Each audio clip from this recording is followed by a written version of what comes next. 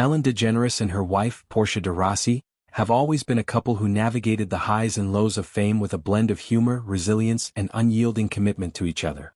Their decision to relocate to the serene English countryside was not just a whim but a profound response to the shifting tides of American politics and personal reflection.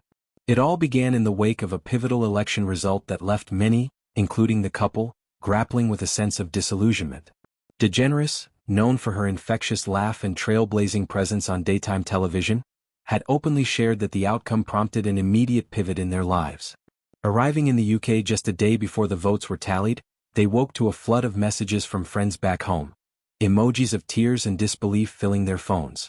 In that moment, the allure of starting anew across the Atlantic became irresistible. DeGeneres later reflected that life simply felt better in the UK, a place where the rolling hills and historic charm offered a respite from the intensity of Hollywood and the political fervor dividing her homeland. The Cotswolds, with its picturesque villages and timeless landscapes, became their sanctuary. They settled into Kitesbridge Farm, a sprawling 43-acre estate in Swinbrook, Oxfordshire, that embodied the quintessence of British rural elegance. This wasn't merely a house, it was a deliberate choice tailored to their lifestyle. De Rossi, an avid equestrian with a deep passion for horses, required a property that could accommodate her love for riding.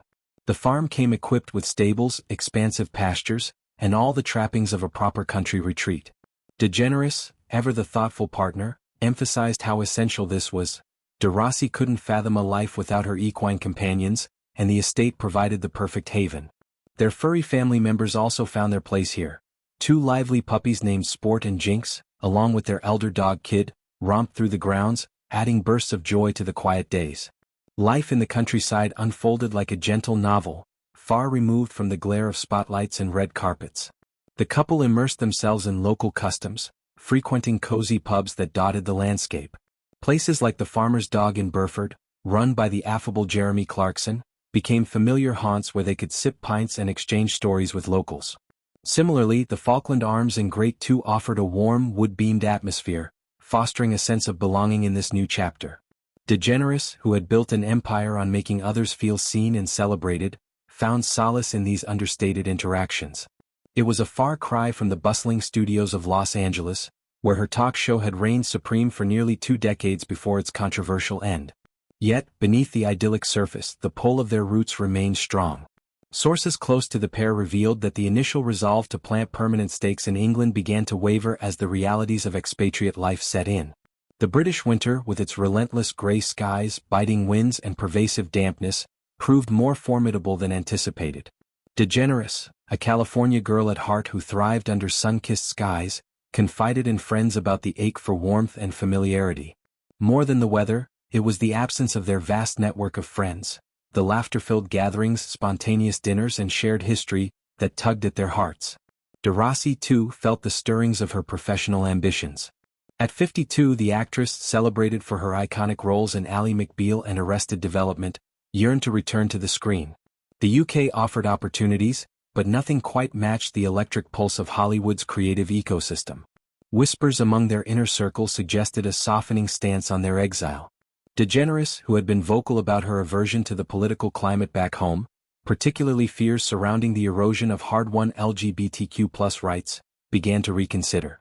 The Baptist Church's rumored pushes against gay marriage echoed painfully for her, a woman who had made history by coming out as a lesbian on her sitcom Ellen in 1997. That bold moment catapulted her into the spotlight but also invited scrutiny and backlash. Hosting her eponymous talk show from 2003 to 2022, she became a beacon of kindness, interviewing A-listers and everyday heroes alike. But the program's demise amid allegations of a toxic workplace was a seismic blow. Accusations of bullying and a misogynistic undercurrent left her reeling.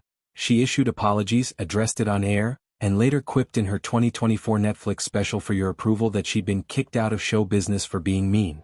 Through it all, De Rossi stood as her unwavering anchor, their 2008 marriage a testament to enduring love. As autumn leaves turned in the Cotswolds, the couple took a pragmatic step, listing Kitesbridge Farm for sale at a staggering £22.5 million in July. The move wasn't born of defeat but adaptation. They transitioned to a hilltop mansion nearby, still ample in land for De Rossi's horses, ensuring continuity in her equestrian pursuits. This new abode, perched with panoramic views, maintain the privacy they craved while keeping the door ajar for future shifts.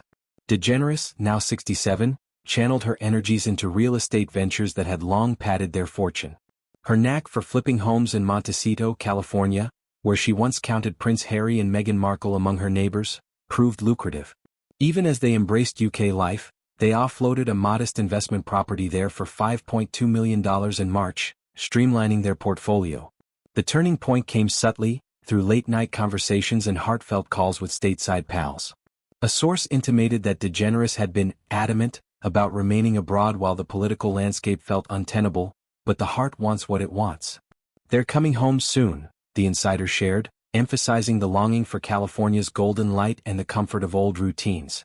De Rossi's itch to act again sealed the sentiment. The UK winters, coupled with isolation from collaborators, dimmed her spark. Plans coalesced around the holidays, a festive return filled with turkey dinners, twinkling lights, and reunions that promised to mend the emotional gaps.